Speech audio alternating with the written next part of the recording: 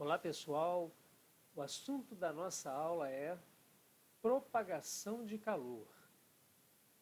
Vamos entender como o calor se propaga, seja por alguma coisa material ou por alguma coisa não material. Eu vou apresentar três formas de propagação de calor: condução, convecção e irradiação. Vamos começar pela propagação de calor por condução, que é a transferência de energia térmica entre átomos e ou moléculas vizinhas em uma substância devido a um gradiente de temperatura, digamos assim. Por exemplo, vamos pegar uma colher de metal e vamos tocar fogo numa das suas extremidades. E o que acontece? Estamos fornecendo para uma das extremidades do metal energia térmica. E se ela recebeu essa energia térmica, o que ocorre consequentemente? Ela vai esquentar.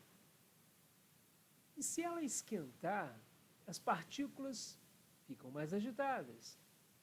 E as partículas mais agitadas vão contagiando as outras moléculas que estão menos agitadas, que por sua vez também vão ficando mais agitadas. Ou seja, o calor vai se propagando. Então, pessoal, a propagação de calor por condução, ela acontece entre moléculas, tranquilo? E um detalhe importante é que este processo de propagação de calor por condução só ocorre quando há contato. E se não houver contato, então o processo não é de condução. Legal? Bom, agora vamos para a propagação de calor por convecção, que é a transferência de calor que ocorre quando um fluido ou fluido, como o ar ou a água, quando eles são aquecidos, suas porções mais quentes podem sofrer dilatação térmica, expandindo, aumentando o seu volume.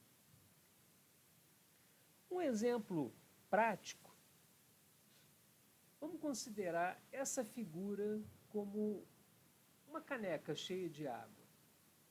E vamos tacar fogo aqui embaixo, na parte de baixo.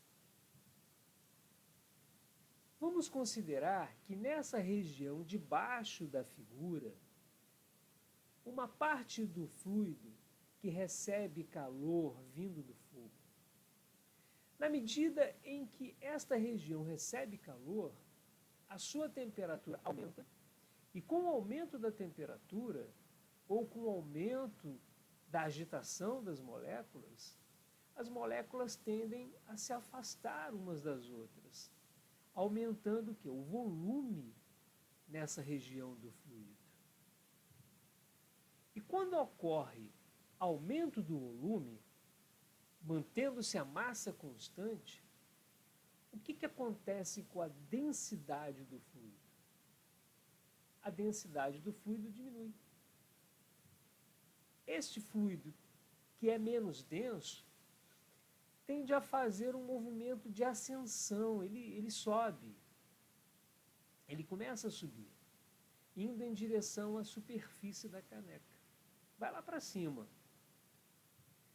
Já no sentido inverso, o fluido que está mais próximo da superfície, na parte de cima da caneca, onde a água está mais fria, que é um fluido mais frio e, portanto, mais denso, ele tende a descer, realizando um movimento em direção ao fundo da caneca. E quando esse fluido mais frio chega ao fundo da caneca, ele vai ser aquecido. E sendo aquecido, sua densidade irá diminuir. E ele irá realizar um movimento ascendente, ele sobe. O fluido que está mais acima está mais frio e realiza um movimento de descida, descendente. E aí, pessoal, nós temos então um movimento de sobe e desce do calor. Quando está na parte de cima da caneca, que é mais fria, ele desce. E quando chega embaixo, a água aquece e ele sobe. A coluna que sobe e a coluna de fluido que desce, esse sobe e desce que eu acabei de explicar, nós chamamos de correntes de convecção. E o detalhe, pessoal, é que como existe essa movimentação de moléculas, nós podemos dizer que na convecção térmica, o transporte de energia é realizado por meio de transporte de matéria. Portanto, pessoal, no processo de convecção tem que ter ou tem que haver matéria. Ou seja, esse tipo de transporte de energia é válido somente para os fluidos, que são os líquidos e os gases. E o barato de tudo isso, pessoal, é que as pesquisas científicas sobre convecção térmica, que é o que a gente está explicando, tornaram possível a invenção de alguns aparelhos que são essenciais para nós nos dias de hoje, como, por exemplo, o ar-condicionado e o freezer. E que vão certamente esclarecer bem essa nossa explicação. Olha, o ar-condicionado, normalmente, ele fica na parte superior do ambiente. Porque na parte superior, ele irá liberar um ar que é mais frio. E sendo mais frio, vai realizar um movimento descendente. O ar que está mais próximo do solo está mais quente e realiza um movimento ascendente, por ser menos denso que o ar frio, ele sobe. São essas correntes de ar que possibilitam resfriar todo o ar que está presente no ambiente, fazendo com que a temperatura interior diminua e que fica aquele ambiente assim, super agradável. Muito legal, né? Na geladeira, o princípio é o mesmo, acontece a mesma coisa.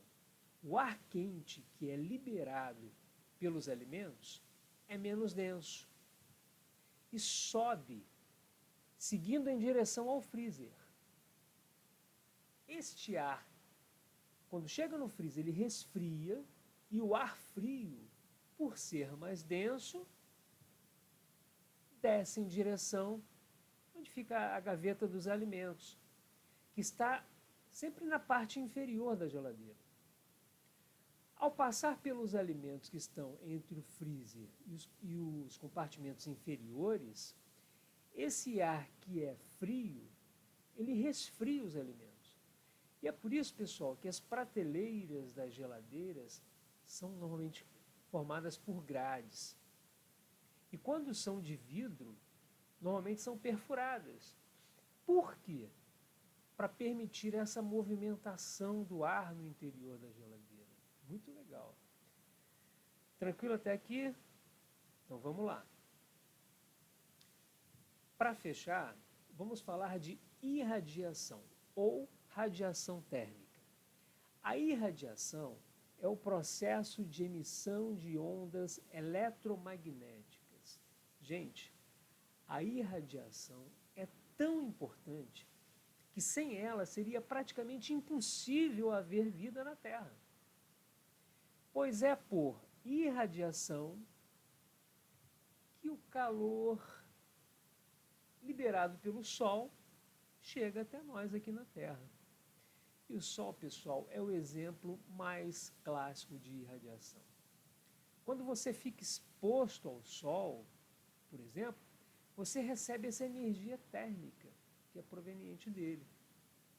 Interessante que essa irradiação sai do Sol, atravessa uma região chamada vácuo, que é onde não há matéria nenhuma, e depois chega na Terra. A irradiação se propaga por meio de ondas eletromagnéticas, ou seja, ela se propaga tanto no vácuo como na matéria, na atmosfera, por exemplo. Um outro exemplo é esse camarada esquentando as mãos na fogueira. Observe que ele está aquecendo as mãos, mesmo um pouco distante da fogueira. O calor está chegando até ele pelas ondas eletromagnéticas provenientes da fogueira. E eu encerro essa aula com essa mesma figura da fogueira. Olha que legal, os 3 em 1. Na condução, o calor da fogueira atinge uma extremidade da barra de ferro e é conduzida até as mãos da pessoa por meio da agitação das moléculas. Na convecção, a pessoa está com as mãos em cima da fogueira, recebendo calor direto por meio de uma corrente de convecção. E na irradiação, que nós acabamos de comentar, a pessoa, mesmo um pouco distante da fogueira, recebe o calor por meio de ondas eletromagnéticas. Tranquilo? E assim, pessoal, nós concluímos a nossa aula sobre propagação de calor. Um forte abraço e bons estudos.